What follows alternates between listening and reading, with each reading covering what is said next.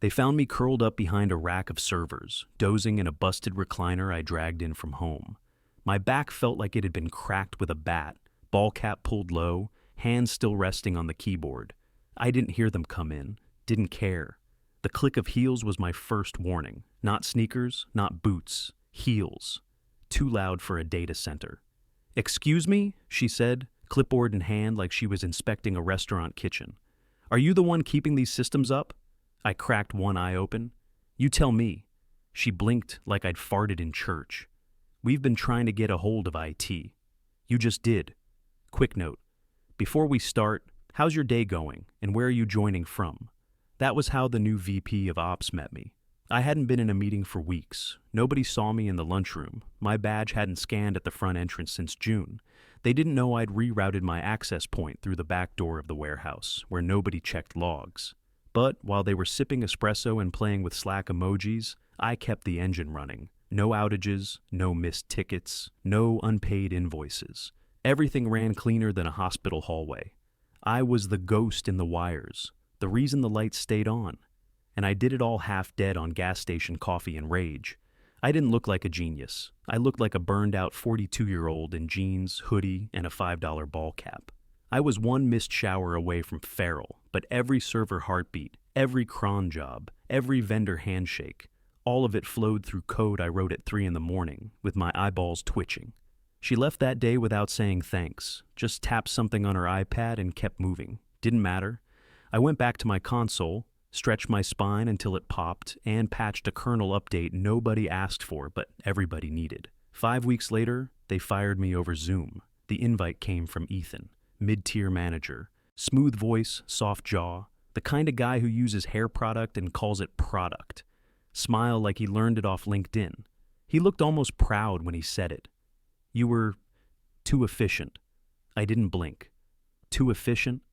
"You automated yourself out of a role," he said, like it was a win for both of us. I nodded, didn't argue, didn't explain. What I didn't say was simple. The system only runs because I let it. And now, I was about to let it die. The second I left that Zoom call, HR sent over a checklist like I was turning in a library book. "Clear your inbox, return all hardware, exit interview optional." Optional, my ass. Slack dropped me by noon, no warning. Just a spinning wheel, and then you've been signed out. Email, gone, VPN access, disabled, badge deactivated. I couldn't even microwave my lunch because the cafeteria scanner ran on the same credentials. But here's what they didn't know. 6 months earlier, right after Ethan told me, "We all have to tighten our belts," I started embedding a failsafe in every critical automation script. A single line of logic. Quiet, elegant, untraceable. I called it Bluebird. The trigger? My user account deactivation. At 12:31 p.m., the moment they killed my credentials, Bluebird woke up. By 3 p.m., the ticketing system started glitching. Duplicate entries, timeouts, strange email threads bouncing back. HR bots that usually ping new hires with training modules started spitting out empty emails and broken links. By 4:15, payroll dropped connection to its bank API. Mid-payroll cycle. Mid-withdrawal batch. Money hung in limbo. Some employees got double paid. Some got nothing. At 5:03, the CRM backend burped up raw HTML into client dashboards. Instead of lead tracking, they got page code and developer notes. One exec clicked a client profile and got a blank screen that said, "Shuse, fix this later." That was mine. Ethan called the first time at 5:26. I let it ring. He called again at 5:38, then 6:10. Then he texted, "Need to urgently consult you. Please respond, urgent." I muted my phone and opened my logs. Bluebird was doing exactly what I designed it to do. Unravel slowly, piece by piece, like pulling one stitch in a sweater until the whole damn thing came apart in your hands. They thought I was a script monkey, a button pusher. What they didn't see was the invisible web I built behind every dashboard and process. Their entire workflow was my handwriting, my logic, my fingerprints. By the time the office lights shut off that evening, 47 systems had minor to moderate errors. 7 were fully down. 3 had entered recursive loops, one of which spammed the C-level inboxes with hundreds of password reset requests. I poured a drink and waited. At 6:40, my phone buzzed again. Unknown number, probably him. I took a slow sip of scotch, let it go to voicemail. When I finally checked it, his voice cracked like a freshman giving a speech. Hey, Alex, listen, I think there might be some residual configurations from some of the automations you owned. We're seeing unexpected behavior in multiple systems. No blame, obviously. Just hoping you can jump on a quick call. Residual configurations. That's what they called it. I clicked delete and shut my phone off. I cracked open a beer at midnight and watched their servers buckle in real time from my couch. Old ThinkPad on my lap, logs scrolling like a slow-motion train wreck, CPU spikes, memory leaks, queues backing up like a clogged toilet. Someone inside panicked and tried to restore a backup labeled final.zip. I actually laughed. That file, total bait. Inside it was a false recovery shell I wrote during a weekend bender. Looked real on the surface. Underneath, it rerouted half their file structure into a sandbox and dropped them into a mirrored instance of the staging environment. With none of the actual data, the cherry on top, I slipped a redirect into the internal wiki index. The whole thing now forwarded to Rick Astley's Never Gonna Give You Up. Autoplay, max volume, no skip. Juvenile? Maybe. But after 15 years of thankless work, a little pettiness felt earned. By 2 a.m., ticket volume hit 4,000 and counting, mostly duplicates, most of them flagged urgent. Their endpoint detection platform, offline, version control, bricked, size log aggregation, full of garbage timestamps and debug strings I planted to look like hardware issues. Wild goose chases. At 3:11 a.m., someone rebooted a sandbox VM thinking it was prod, slapped a new patch on top of a corrupted restore file, and called it a fix. That only accelerated the damage. The help desk front end started showing users their own ticket numbers scrambled into alphanumeric soup. I kept watching. Not because I hated them. That would have been too easy. This wasn't revenge. This was architecture. They fired the builder and forgot the blueprints. By sunrise, it was chaos. HR couldn't process new hires. Legal had lost access to the contract repository. The compliance team kept getting calendar alerts every 12 minutes for meetings that didn't exist. The shared drive lit up with documents missing titles. Project folders renamed things like Maybe This One V2 or Do Not Delete, I Swear. I sipped my second beer and leaned back in the recliner. At 7:42 a.m., Ethan finally emailed me again. Subject, following up Alex. We understand there may be some critical dependencies tied to your work. Leadership is open to discussing terms. Please let me know if you're willing to re-engage constructively. Constructively, he said. I muted the thread and archived the whole conversation. He still didn't get it. This wasn't about bringing me back to save them. This was about the system reminding them who built it. The worst part? I hadn't even touched external services yet. This was all internal bleed, infrastructure decay. Failing upward, one missed dependency at a time. Some junior engineer spun up a diagnostics tool around 8:30 a.m. I watched it scan the wrong servers, then freeze mid-query. That tool was 3 versions behind. I made sure of it. At 9:05, someone tried to roll back the CRM manually, triggered a script I had hidden in a system notes file. Archive, log, 0426.txt, harmless name. Inside, 10,000 lines of self-referencing recursive variables that forced a hard shutdown. Slack messages poured in by the second. People asking what happened, pointing fingers. The blame game spread faster than the actual bugs. At 10:11 a.m., I got another email. Same subject line, new tone. Alex, I'm escalating this to executive leadership. They're willing to offer compensation for a consulting role. We just need things stable. Please advise. Still polite. Still begging. I closed my laptop. They could keep guessing.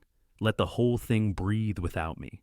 Back when things were still calm, maybe 6 months before they showed me the door, I asked for a raise. Not a big one, just something that matched what I'd saved them.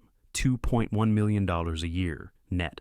I had the data, clean spreadsheets, month-over-month charts, projections, all laid out. Ethan didn't even open the file. He sat back in his chair like he was about to teach me something. Smiled like he'd read a book once about leadership. Teamwork matters more than code, he said. That was the moment I knew. I nodded, left his office, and started writing fail-safes that night. They weren't flashy. Nothing that tripped alarms or set off alerts. These were quiet bombs. Lines of code tucked inside utilities nobody audited. Scripts disguised as cron jobs or formatting tools.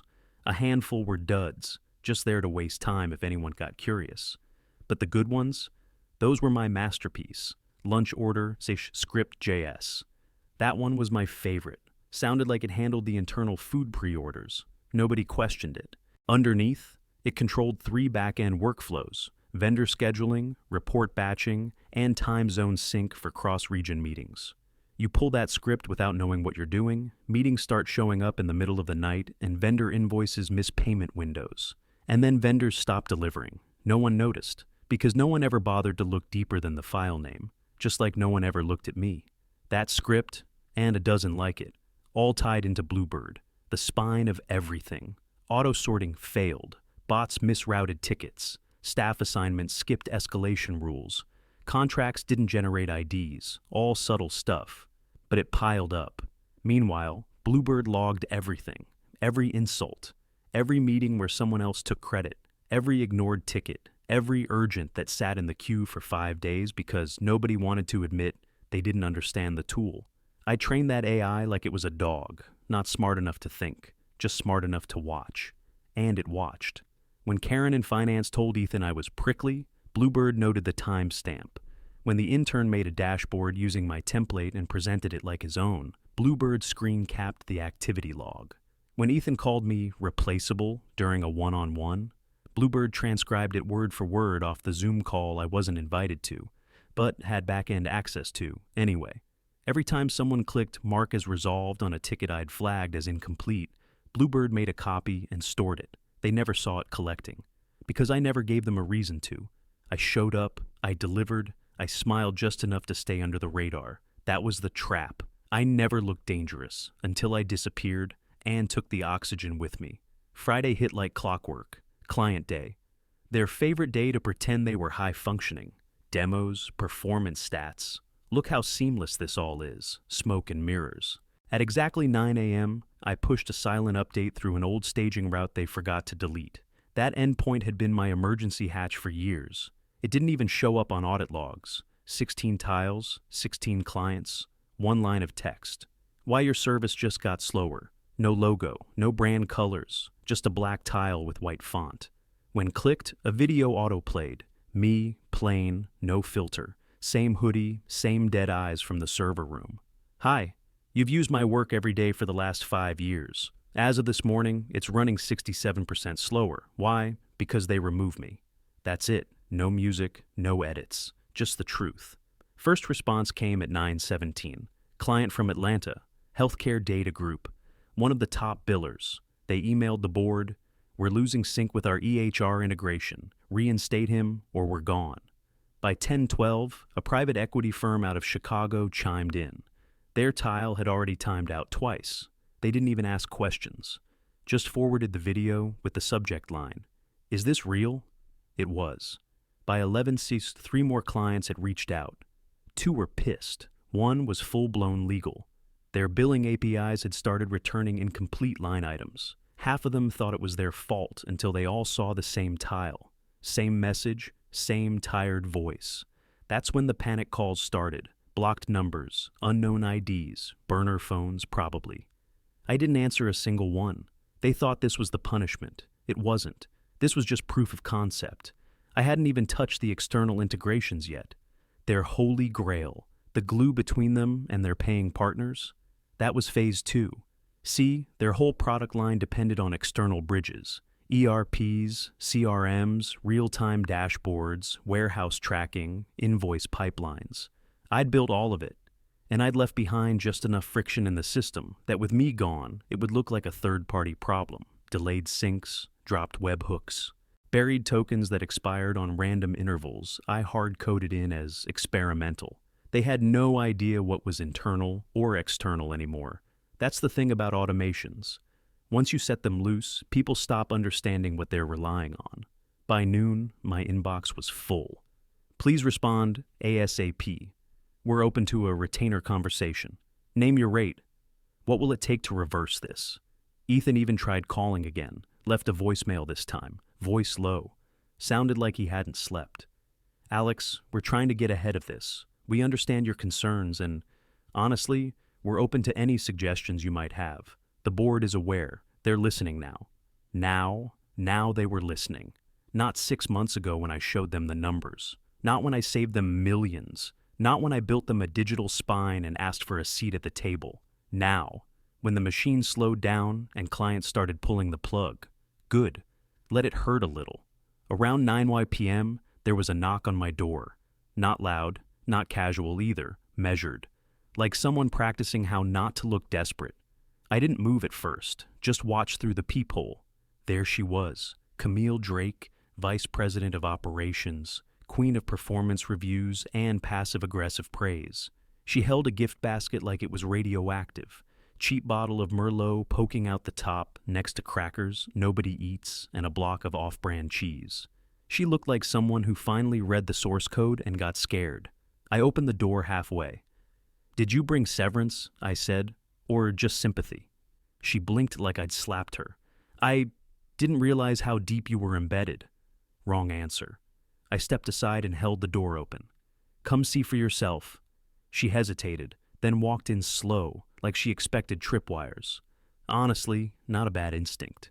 I led her past the kitchen to the back room. My setup was still running. Sticky notes across the walls, diagrams taped corner to corner, logs scrolling down a vertical monitor like a digital confession.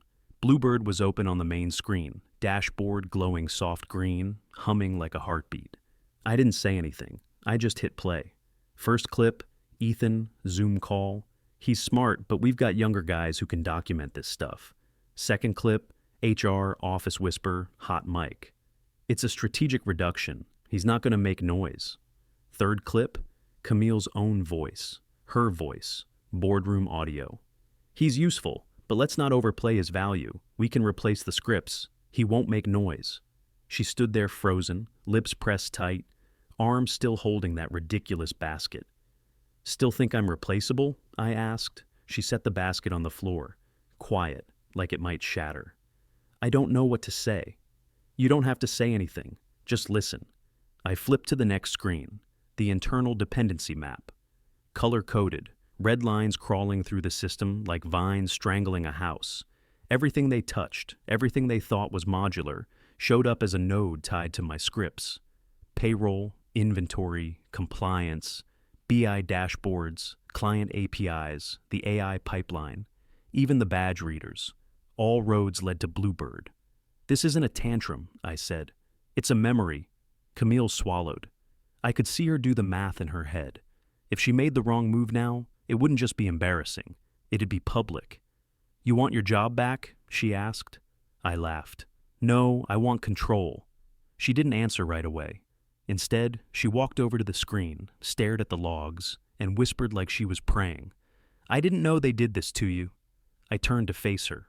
"You did. You just didn't think it'd matter." She looked up, guilty, cornered, human. "All right," she said. "Let's talk." I opened a drawer and pulled out a printed list of terms, bound, labeled, already signed by me. She reached for it. I pulled it back an inch. "I show mercy," I said. "Not weakness." She nodded. I handed it over. By the time she left my apartment, Camille looked 10 years older and twice as careful. Saturday morning, my inbox lit up. Subject line, "Restoration of privileges. Urgent." They gave me full access again. Everything. Root, DevOps, CI, CD. Credentials I hadn't even used in 2 years suddenly reactivated. Like I was just going to slip back in and quietly fix their disaster. Idiots, I didn't fix. I recalibrated. First thing I did was flip Bluebird back on, clean restart, logged everything. Then I cleaned the core, wiped junk triggers, restored sanity to the queues, resynced the broken client portals, patched the vendor scripts that had been bouncing for 2 days. I didn't fix it all. I left a few itches behind, not bugs, reminders. Like the weekly report that now included a line labeled "Alex was right," or the internal system monitor that flashed a red banner if CPU hit 97%, with a pop-up that said, "Bet you wish I was still invisible." Petty? Yeah. But petty works when you're right. Around 2:30 p.m., the CEO called me. I let it go to voicemail, then played it twice. Alex, this is Mason. I'm told you've restored critical stability. Good. Read the attached statement. It's going to the board Monday. Your terms are acceptable. I smiled. He sounded like someone trying real hard not to sound afraid. The document was already in my inbox. PDF, neatly written, legal scrubbed, final, didn't matter. I already had a backup copy. Mine was time-stamped 2 weeks ago, signed, notarized, and buried in their shared drive under a training folder marked Onboarding for Interns. I spent the rest of the weekend cleaning what mattered and ignoring what didn't. Come Monday morning, I walked into the building. Front door, badge scanned green. Elevator welcomed me by name. It felt quiet, not peaceful, stunned quiet. Like a hospital after a code blue. First person I saw was Ethan. Outside the fourth-floor conference room, pale, lips tight, holding a notebook like it was a bulletproof vest. He didn't say hi, just stood, stared, and muttered, "I'll be reporting to you starting Monday." I didn't stop walking. "No," I said over my shoulder. "You'll report to Camille. She's 23 and twice as useful." I saw the flinch. He deserved it. I made my way to the war room, used to be called the Operations Hub, now just Alex's room. A smartass in IT renamed it Friday night, and no one corrected it. I logged in. Bluebird chirped green. Status, optimal. Incident queue, cleared. Clients, stable. I opened Slack. Camille had already set the tone. Team, effective immediately. All questions about core workflows, pipelines, or failovers go through Alex. If you don't know him, get familiar. One reply under it. About time. CEO Mason messaged me directly a few minutes later. Ready for today? I replied with a single line. Already started. I didn't bother dressing up. Just khakis, a clean polo, and the same ThinkPad I'd used to gut their infrastructure. Monday morning, 11th to sharp, I walked into the boardroom. 12 people. Half of them stiff, the other half pretending they'd always been on my side. Camille was the only one who looked steady. She didn't smile, didn't flinch. Just gave a small nod and sat down. I didn't bring slides, didn't need them. I booted up the prototype and turned the screen around. This is what you need, I said. A clean platform, modular, self-monitoring, secure, built to scale, run smooth, and survive turnover. CTO Victor leaned forward. He already knew what was coming. Where's the team interface? One of the suits asked. There isn't one, I said. It doesn't need hand-holding. It needs people who understand systems, not people who need to click a reset button when something blinks red. Another board member tried to push in. So, are you proposing we rehire you to manage this? I shook my head. I'm not coming back as an employee. I'm coming back as a partner. Silence. Not shocked, just careful. Like they knew saying the wrong thing would send the logs back into chaos. Victor nodded once. Approved. No debate, no vote. They knew. They broke it, and I'd rebuilt it. Cleaner, smarter, stronger than anything they'd had before. And this time, it came with boundaries. I laid out the terms. 1, I ran my own department, my hires, my budget, no middle managers. 2, I didn't report to HR or ops. I reported directly to the board. 3, I was guaranteed a percentage of annual savings tied to my automations. I didn't ask for trust. I built something they couldn't live without. Meeting adjourned. On the way out, I passed Ethan's new desk, a tiny corner spot by the copier, wedged between a column and a file cabinet that hadn't been opened since 2014. No nameplate, no window, just a single monitor and a blinking Slack icon. He didn't look up, but I knew he saw me. A ping popped up on his screen. Camille. Summarized the outages for Alex before EOD. I kept walking, same hallway, same floors. But everything had shifted.